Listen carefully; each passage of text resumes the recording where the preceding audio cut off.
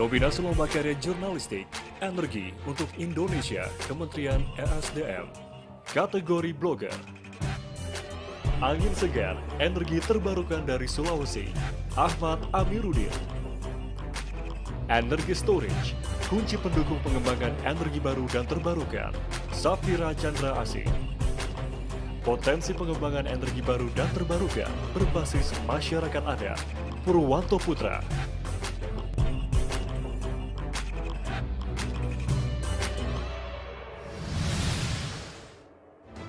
Dan juara 1, Ahmad Amiruddin dengan judul Angin Segar Energi Terbarukan dari Sulawesi. Sulawesi, selamat untuk ketiga orang pemenang kita. Kita akan coba chit-chat juga dengan pemenang kita. Oke, mungkin dari juara satunya dulu nih. Silakan. Apa sih tema yang diangkat dari cerita yang dibawa Mas Ahmad Amiruddin, oleh coba Mas boleh Ahmad? di-share kan? Halo, Halo Mas halo Ahmad. Mas, Hai. Mbak, halo.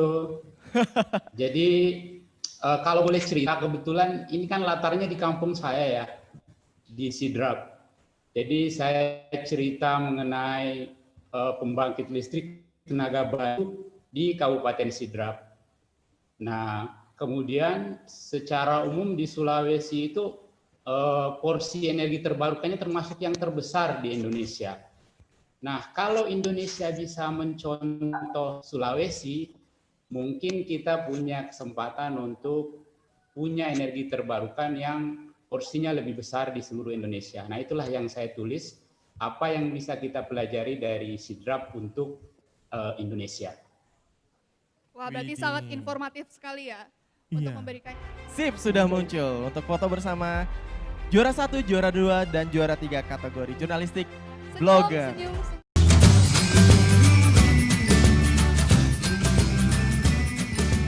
Halo, Assalamualaikum warahmatullahi wabarakatuh. Nama saya Ahmad Amiruddin, pemilik tarawada.com dan channel 1 Energi. Jadi, teman-teman, background saya engineer. Saya kuliah teknik elektro, kemudian juga kuliah S2 di bidang sustainable energy. Ya, kedua-duanya di bidang teknik. Tapi yang saya lihat dan saya perhatikan selama ini bahwa kita, engineer ini, sangat kurang kemampuannya untuk menulis deskriptif atau menyampaikan gagasan kepada masyarakat umum. Jadi ada gap antara engineer dengan publik secara luas. Jadi ketika ada hal-hal yang terkait dengan bidang engineering atau bidang teknik yang ingin kita sampaikan kepada masyarakat, kadangkala bahasanya itu membuat masyarakat harus berpikir dua kali, harus membuka kamus, harus buka Google lagi untuk mengetahui istilah apa sih yang sedang dibicarakan oleh engineer ini. Padahal kita punya kepentingan yang sangat luas untuk menyebarluaskan pengetahuan di bidang teknik itu kepada masyarakat luas. Kita harus bisa menjelaskan fenomena-fenomena di bidang teknik sehingga masyarakat bisa turut terlibat atau turut mengetahui ataupun bisa menyetujui sebuah gagasan mengenai ilmu-ilmu teknik. Nah, kemarin saya baru saja ditetapkan sebagai pemenang lomba penghargaan wartawan energi 2020 di kategori blogger. Dan saya menulis mengenai renewable energy PLTB, pembangkit listrik tenaga bayu di Sidrap, di kota kelahiran saya, di kabupaten kelahiran saya maksudnya karena bukan kota. Dan kira-kira apa hal yang bisa kita pelajari dari Sidrap yang bisa dieskalasi atau diimplementasikan di Indonesia. Saya tidak mau terlalu dalam terhadap tulisan tersebut, tapi yang saya mau sampaikan bahwa kira-kira tips dan trik apa sih yang bisa kita lakukan untuk membuat masyarakat lebih mengerti, lebih paham mengenai tulisan yang terkait dengan teknik. Yang pertama adalah, ini kuncinya, yang pertama adalah berilah nyawa kepada mesin-mesin itu.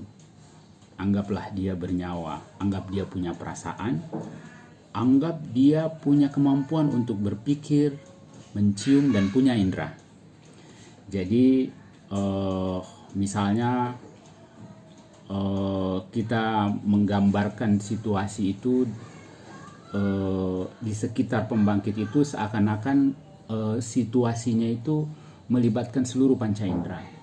Karena meskipun kita bicara sesuatu yang mekanik, tetapi orang lebih senang mendengar cerita manusia. Sehingga ketika kita memberikan sifat-sifat manusia kepada mesin, kepada peralatan listrik, kepada gunung, kepada alam, itu membuat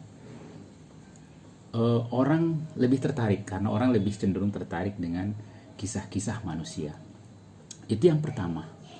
Kemudian yang kedua, berikan keunikan. Jadi kalau misalnya kemarin itu saya menulis mengenai PLTB Sidrap, keuntungan saya adalah saya berasal dari Sidrap. Dan karena saya berasal dari Sidrap, saya memiliki nilai-nilai yang bisa saya tulis yang terkait dengan dan saya hubungkan dengan PLTB tersebut. Misalnya begini, nama PLTB tersebut itu desanya berada di namanya Desa Pak Berseng. Nah, Desa Pak Berseng ini, kata Pak Berseng itu berarti tempat beras bagi orang Sidrap. Nah, saya harus menulis agar lebih menarik itu bagaimana kata Pak Berseng ini maknanya itu ada kaitan gitu dengan PLTB ini. Maka saya menulislah bahwa Pak Berseng itu adalah wadah beras, tempat yang bagi kami memang orang Sidrap itu nggak boleh kosong. Nah, sama dengan energi, sama dengan pembangkit listrik. Pembangkit listrik itu harus tersedia terus menerus. Jadi tidak baru kita mau nyalakan listriknya baru pembangkitnya dinyalakan, tidak seperti itu prinsip pembangkit listrik tersebut. Jadi dia mirip dengan Pak Berseng. Dia harus ada ketika diperlukan. Jadi Pak Berseng itu harus ada terus berasnya, pembangkit juga harus ada terus energinya yang siap untuk disalurkan. Itu yang pertama. Kemudian yang kedua, Pak Berseng itu dekat dengan lumbung pangan. Dan Sidrap terkenal sebagai salah satu lumbung pangan di Sulawesi Selatan dan Indonesia Timur. Nah, saya mendekatkan sifat ini dengan sifat lumbung energi gitu ya. Jadi lumbung pangan dan lumbung energi. Ada koneksi antara lumbung pangan dan lumbung energi tersebut. Sehingga padanan dua kata inilah yang membuat mungkin orang lebih tertarik untuk membaca. Karena ada koneksi antara kata-kata desanya yang Pak Berseng, Sidrap sebagai lumbung pangan, dan dia sekaligus sebagai lumbung energi. Nah, itulah kira-kira yang kedua, keunikan. Kemudian yang ketiga adalah dan ini mungkin yang harus sering dilatih, dan kita sebenarnya sudah punya basicnya, bahwa data itu harus dibuat berbicara. Jadi kita punya data, kita punya banyak bahan, kita punya banyak grafik, tapi menghubungkan antara data yang satu dengan data yang lain, disitulah trikinya, disitulah tantangannya sebagai engineer.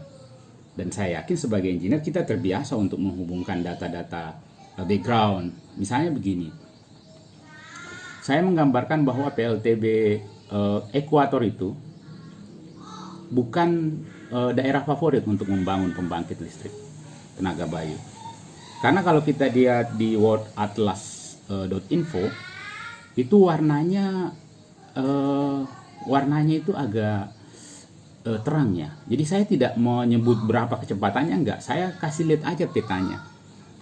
Coba pembacanya lihat sendiri petanya. Nah, di peta tersebut kalau pembaca langsung lihat petanya, dia bisa melihat bahwa di peta itu tidak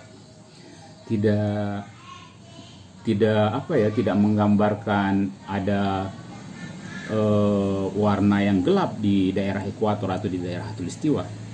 Nah, pertanyaannya sekarang, kenapa ada pengembang yang berani untuk membangun di daerah ekuator, khususnya di Sulawesi.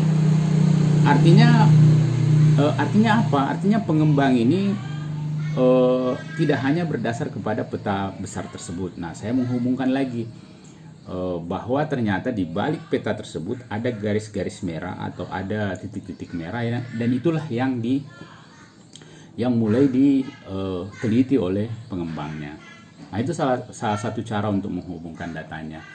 Kemudian dari data tersebut kita mungkin bisa melihat juga proporsinya secara besar di Sulawesi itu seperti apa, seperti apa jumlah energi terbarukannya. Nah, hal yang lain yang saya sampaikan adalah pada saat kita menulis itu kita harus memberikan semacam ini ya, opininya, gagasannya apa, atau kira-kira pelajaran apa yang bisa kita tarik dari fenomena tersebut. Nah, saya memberi beberapa catatan dari kenapa sih Sidra bisa, daerah lain tidak bisa. Kenapa Sulawesi bisa, daerah lain tidak bisa. Nah, saya mencoba menarik benang merah, kira-kira apa analisis saya sehingga Sidra bisa gitu. Dan ini bisa di roll in di daerah lain di Indonesia. Nah, saya melihat bahwa misalnya yang pertama ya pastinya ada keberanian mengambil resiko dari situ, baik dari sisi pengembangnya maupun dari sisi pemerintahnya yang memberikan harga lebih besar daripada harga pembangkitan setempat. Karena kalau harganya dipatok harus lebih rendah dari harga pembangkitan setempat, itu sepertinya para investor tidak berminat untuk berinvestasi di EBT di daerah tersebut.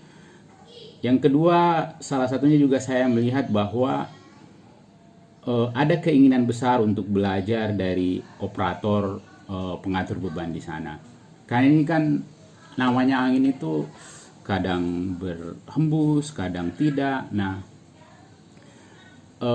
otomatis yang mengatur beban tersebut harus punya keinginan untuk terus belajar, mempelajari datanya, kemudian mengejas sistemnya, kemudian membuat sistemnya itu siap dan bisa mengabsorpsi resiko dari masuknya pembangkit besar ini. Karena PLTB Sidrap itu adalah pembangkit listrik intermittent terbesar di Indonesia. Jadi